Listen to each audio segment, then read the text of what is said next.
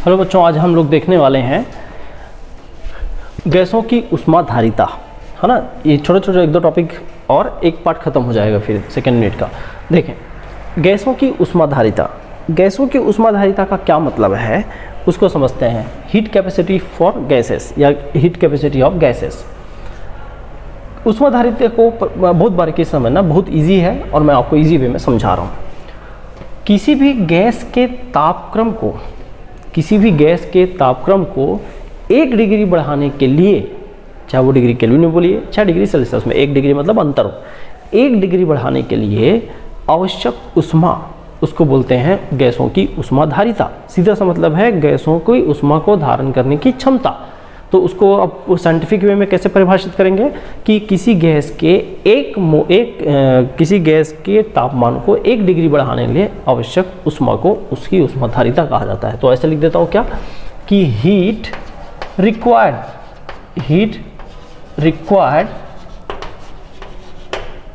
To increase the temperature of gases by 1 degree. Temperature of gases by 1 degree is known as heat capacity. Hindi में कैसे लिखूंगा कि किसी gas के ताप को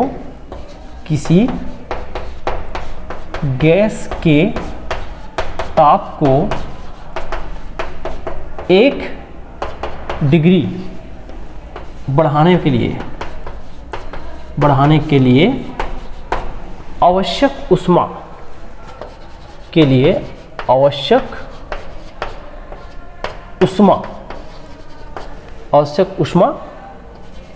उसकी ऊष्माधारिता कहलाती है। ठीक है, इसकी ऊष्माधारिता कहलाती है। अब ठीक है कि ऊष्माधारिता का एक परिभाषा निकल गया। मान लो हमने उसको क्यों हीट दिया, टेम्परेचर को T1 से T2 करने के लिए। क्यों हीट दिया टेम्परेचर को T1 से T2 करने के लिए, या उल्टा लिखता हूँ, ऐसा लिखता हूँ कि टेम्परेचर को T1 से T2 बढ़ाया गया, है ना, 1 डिग्री बढ़ा के, या जैसा कि अभी 1 डिग्री नहीं, किसी भी डिग्री में बढ़ाने के लिए। तो अंतर क्या होगा, अंतर होगा dt। तो मैं ऐसा लिखता हूँ कि इसके लिए Q हीट दे के dt बढ़ाने के लिए हमको Q हीट देना पड़ा, तो 1 डिग्री बढ़ाने के लिए Q/dt, ये इसका फॉर्मूला है। लेकिन अभी एक समस्या आ जाती है, मात्रा फिक्स नहीं है भाई। मैं 2 किलो लूँगा तो अलग हीट होगा, 1 किलो लूँगा तो अलग हीट होगा। हालांकि यह मात्रा, देखो टेम्परेचर कितना भी बढ़ा लो उससे फ़र्क नहीं पड़ता। 20 डिग्री बढ़ा के भी आप टेम्परेचर के अंतर से डिवाइड कर दो, 1 डिग्री के लिए निकल जाएगा।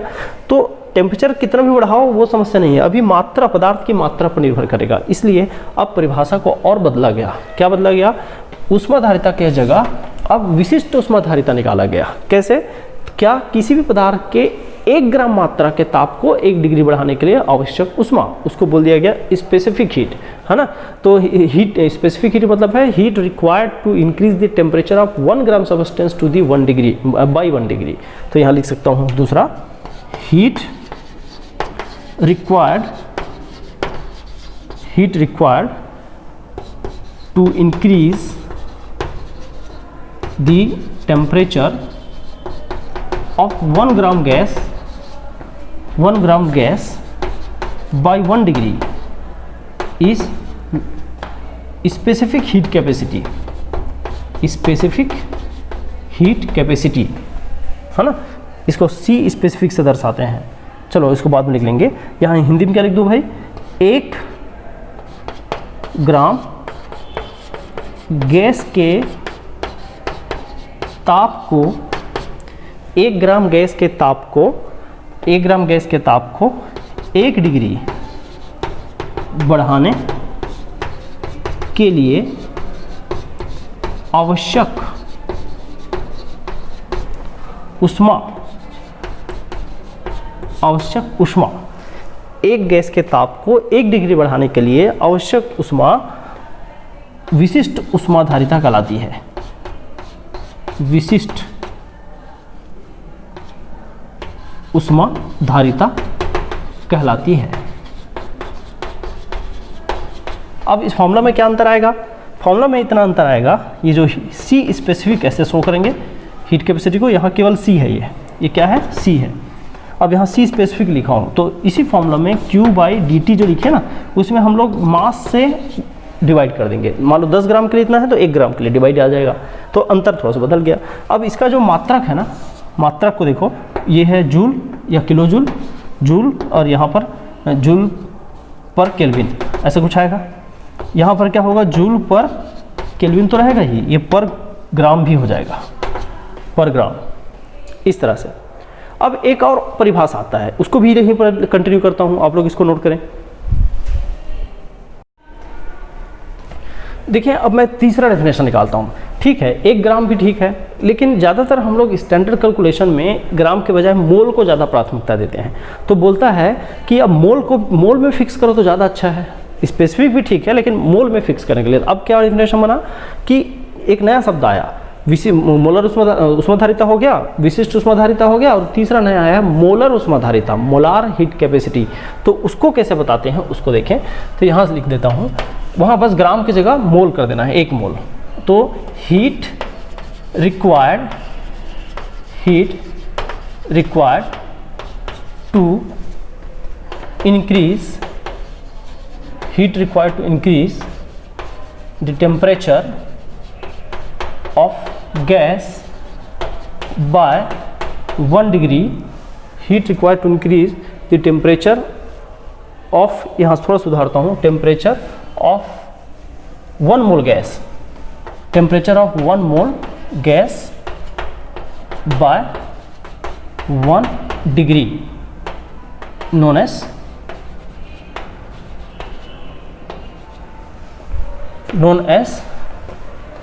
Molar heat capacity.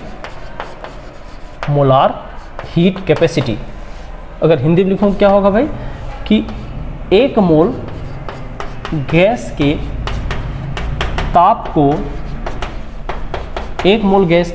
को 1 डिग्री बढ़ाने के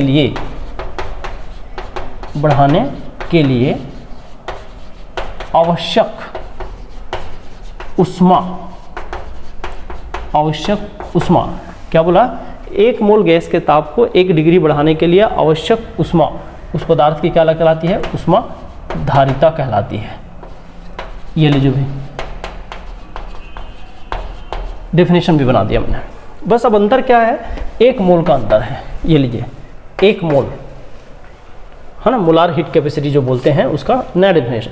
अब उसको फॉर्मूला क्या बनेगा? इसको फॉर्मूला हम देखेंगे ना, तो जो मोलार कैपेसिटी है, मोलार हीट कैपेसिटी है, उसमें वो जो फॉर्मूला था उसमें देखिए 1 ग्राम जो लिखा था ना, ग्राम की जगह मोल से डिवाइड कर देंगे। अब जरूरी नहीं 1 मोल का निकाला, 10 मोल का भी डाटा है तो अपने पास उस मोल से डिवाइड कर दो, 1 मोल का हो जाएगा, है ना। तो अब यहाँ यूनिट क्या हो जाएगा?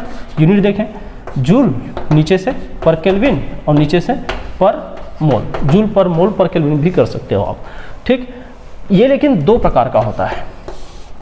कितने प्रकार का? 2 प्रकार का। एक को बोलते हैं शॉर्ट में सी, ऐसा सब्सक्रिप्ट में छोटा सा भी लिख देंगे, ठीक है। तो इसको बोलते थे heat capacity at constant volume, heat capacity at constant volume, constant volume. मैं इंग्लिश में लिखा हूँ, हिंदी में क्या लिख सकते हैं भाई? उस स्थिर आयतन पर मोलर ऊष्माधारिता, यहाँ पर मोलार शब्द जरूर जोड़ देंगे, molar heat capacity at constant volume, स्थिर आयतन पर मोलार ऊष्माधारिता।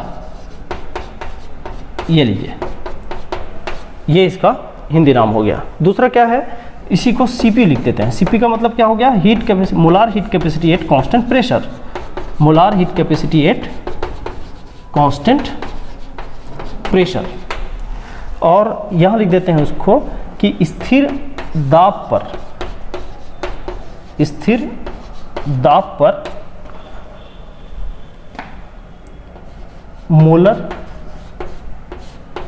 ऊष्माधारिता,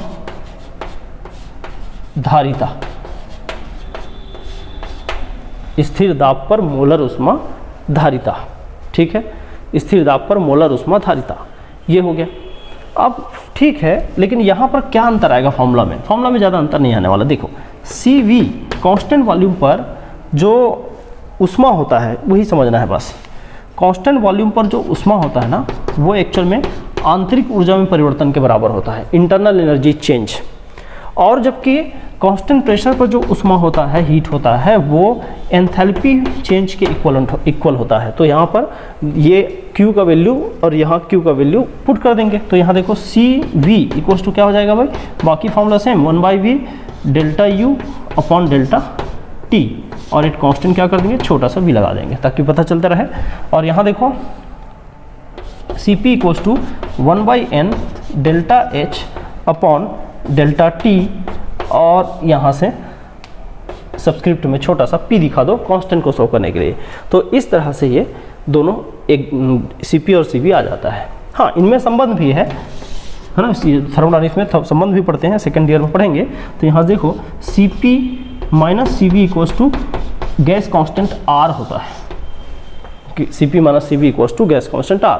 तो इतना काफ़ी है और ज़्यादा बढ़ाने की ज़रूरत नहीं है, इतना ही है। हीट कैपेसिटी का एक सामान्य डेफिनेशन पूछा गया है बस, ठीक। तो ये एक टॉपिक कवर हुआ, नोट करें इसको। देखें भाई, नेक्स्ट टॉपिक इसी में कवर कर लेते हैं, इसी में आगे गैसों का द्रवीकरण, लिक्विफिकेशन ऑफ गैस। गैसों के द्रवीकरण का जो बेसिक प्रिंसिपल है ना, इसका जो सिद्धांत है उसको देखिए। सिद्धांत या प्रिंसिपल, तो प्रिंसिपल हम जब देखेंगे इसका, किसका, गैसों के द्रवीकरण का, तो एक फेमस थर्मोडायनामिक्स का एक्सपेरिमेंट है जिसको यह प्रभाव है, जो ही इसका बेसिक सिद्धांत है, Joule Thomson effect. Joule Thomson effect, यही इसका बेसिक प्रिंसिपल है, जूल थॉमसन प्रभाव, ठीक है। तो सिद्धांत में हमेशा जूल थॉमसन प्रभाव ही इसका मुख्य भाग होगा। जूल थॉमसन प्रभाव मुख्य है, यहाँ तक ठीक है। क्या है जूल थॉमसन प्रभाव? अलग से जूल थॉमसन प्रभाव भी पूछ सकता है, इसलिए यहाँ भी लिखा हूँ क्योंकि सिलेबस में एक पॉइंट ये भी मेंशन है ना, लिक्विफिकेशन गैस तो है ही, लेकिन दोनों को मेंशन किया। तो मैं प्रिंसिपल में जूल थॉमसन प्रभाव पढ़ा रहा हूँ, और ये प्रिंसिपल, इसको जूल थॉमसन प्रभाव के साथ साथ जब विधि लिख दोगे तो लिक्विफिकेशन ऑफ गैस हो जाएगा, ठीक। देखें, जूल थॉमसन प्रभाव क्या है? ये बोलता है किसी भी गैस को आप उच्च दाब से निम्न दाब की ओर रुद्धोष्म रूप से प्रसार करो तो गैस ठंडा हो जाता है ना भाई। गैस कैसे क्या बोल रहा है? किसी भी गैस को रुद्धोष्म प्रक्रम से, रुद्धोष्म मतलब उष्मा बाहर ना निकले, बाहर से उष्मा अंदर ना आए, उसको रुद्धोष्म बोलते हैं, इंग्लिश में एडियाबेटिक।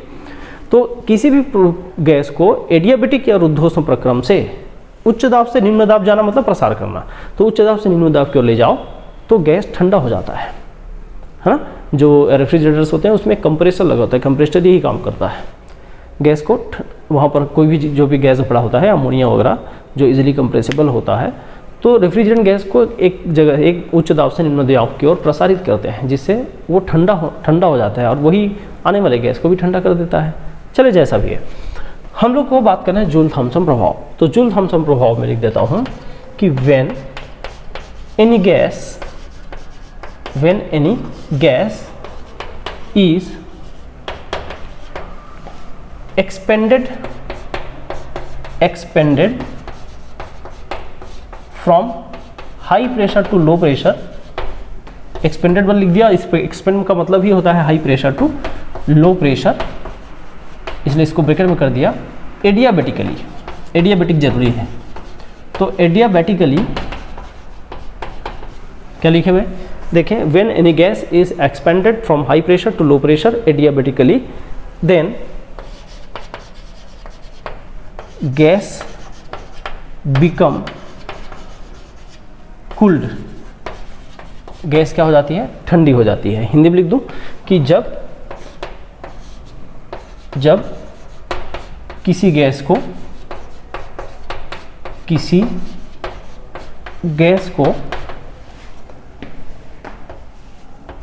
उच्च दाब से निम्न दाब की ओर, उच्च दाब से निम्न दाब की ओर, जब किसी गैस को उच्च दाब से निम्न दाब की ओर रुद्धोष्म प्रसार कराया जाता है, रुद्धोष्म प्रसार कराया जाता है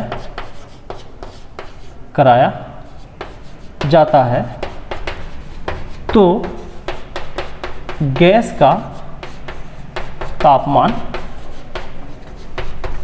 गिर जाता है या गैस ठंडा हो जाता है, जैसा भी लिखे। ठीक है, ये जो थ्योरी प्रिंसिपल है, ये सिद्धांत है ना, उसी को जूल थॉम्सन प्रभाव कहा जाता है। और जूल थॉम्सन प्रभाव के अकॉर्डिंग ही यहाँ पर लिक्विफिकेशन ऑफ द गैसेस का कॉन्सेप्ट काम करता है। ठीक है भाई, यहाँ पर एक्सेप्शन है कौन? एक्सेप्शन हाइड्रोजन हीलियम, ये एक्सेप्शन है, ये आसानी से ये फॉलो नहीं करता जूल थॉम्सन इफेक्ट को, क्योंकि इसका जो बात हर क्लासेस में बात होगा, सेकेंड ईयर में बात होगा, क्रिटिकल टेम्परेचर जो होता है वो बहुत खुद ही कम होता है, तो उससे नीचे जा पाना मुश्किल होता है ना। अब इसके लिए जो मेथड है, अब देखो इसी प्रोसेस से प्रसारित करते हैं, तापमान गिरते जाएगा, एक समय वो लिक्विफिकेशन में आ जाएगा। तो अब इसके लिए विधि जो है ना, लिक्विफिकेशन का विधि या मेथड, इसमें दो मेथड दिया गया है। पहला मेथड क्या है, नाम लिख देता हूँ, लिंडेस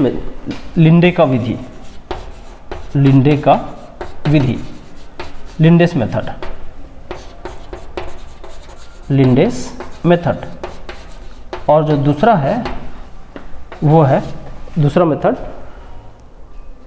क्लाउडे विधि,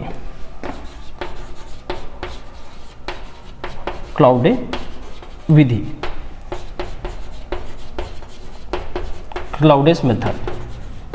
ठीक है, पहला लिंडे विधि और दूसरा क्लाउडे विधि, इस तरह से यहाँ काम चलता है। तो इसमें केवल और केवल डायग्राम से समझाने के प्रोसेस है कि कैसे कंप्रेसर कहाँ लगाना है, कहाँ से कहाँ रिलीज़ करना है, यही सब उसमें है। थ्योरी तो पढ़ चुके, अब यहाँ डायग्राम में एक बार बना के उसी डायग्राम में समझा देता हूँ, और थ्योरी लिखने की ज़रूरत नहीं पड़ेगी। जरा इतना नोट करें पहले।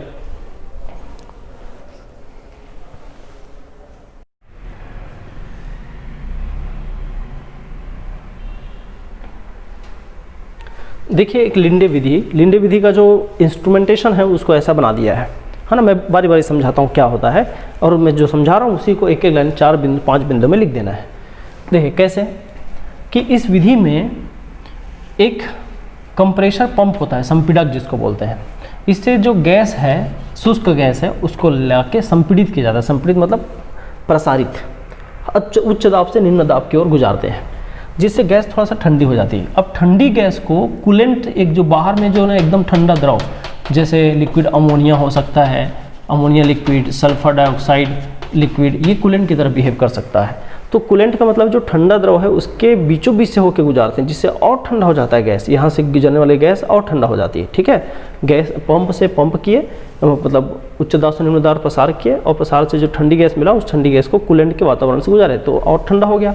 तो ठंडा होने के बाद, अब देखो वो ठंडा होने के बाद ऐसा है कि वो इतना ठंडा हो गया कि हो सकता है कुछ भाग द्रव बन जाए, और हो सकता है कुछ भाग अभी भी गैस है। तो अभी भी जो गैस है वो फिर से बहाजू होकर यहाँ से होते हुए यहाँ आ जाएगा, और इस पंप से फिर वो कंप्रेस होकर आएगा। तो एक ही गैस अगर नहीं ठंडा हो रहा है तो बार बार कंप्रेस करने से धीरे ऑटोमेटिकली अंततः वो क्या हो जाते हैं, ठंडा हो के द्रव में बदल जाता है, हीलियम और हाइड्रोजन को छोड़ के।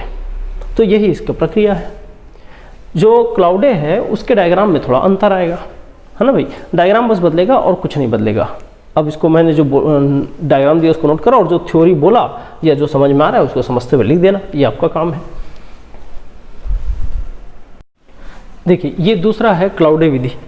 क्लाउडे विधि में यहाँ 2 पंप लगा हुआ है, एक पिस्टन यहाँ दिख रहा है, एक कंप्रेसर पंप यहाँ है। तो यहाँ 2 थ्योरी काम करता है। एक तो जूल थॉम्सन प्रभाव है ही, जूल थॉम्सन इफेक्ट तो वर्क कर ही रहा है। दूसरा, किसी गैस के प्रेशर के अगेंस्ट जो रुद्धोष्म प्रसार है वो काम कर रहा है। एक इधर गैस का प्रेशर और लगा रहे हैं, और यहाँ गैस को मतलब भागने नहीं दिया जा रहा है, यहाँ गैस को और यहाँ से कंप्रेस किया जा रहा है। ठीक है, तो गैस यहाँ बाहर नहीं निकल रहा है, गैस को और कंप्रेस किया जा रहा है। तो इधर भी प्रेशर पड़ रहा है और इधर तो आ ही रहा है, तो यहाँ पर दो तरफ से सपोर्ट मिल रहा है। यहाँ पर रुद्धोष्म एडियाबेटिक एक्सपेंशन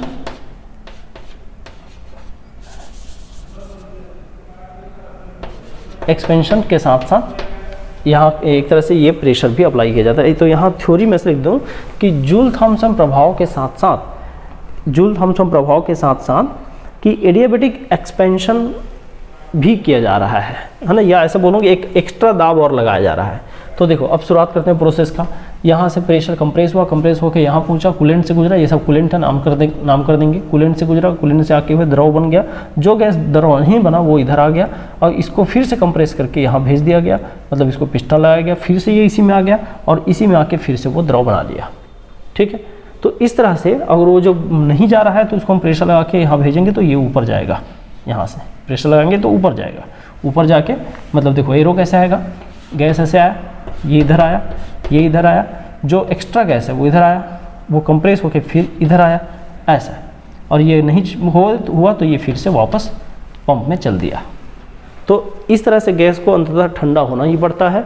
तो आप केवल डायग्राम बनाओगे, डायग्राम से जो पॉइंट दिखते जा रहा है उसको नोट करके लिख देंगे या पॉइंट टू पॉइंट लिख देंगे कि प्रोसेस क्या होता है। गैस को कंप्रेसर से भेजा जाता है, कंप्रेसर के बाद ठंडी गैस को कूलेंट से गुजारा जाता है, कूलेंट के बाद वो संघनित्र से होते हुए ठंडी हो जाती है और द्रव में कन्वर्ट हो जाता है। जो गैस द्रव में नहीं कन्वर्ट हो पाता वो उसको एक पुनः पिस्टन के जरिए वापस पिस्टन की ओर प्रसारित कर दिया जाता है, तो जिससे वो अंततः बार बार संपीड़न होने से द्रव बन जाता है।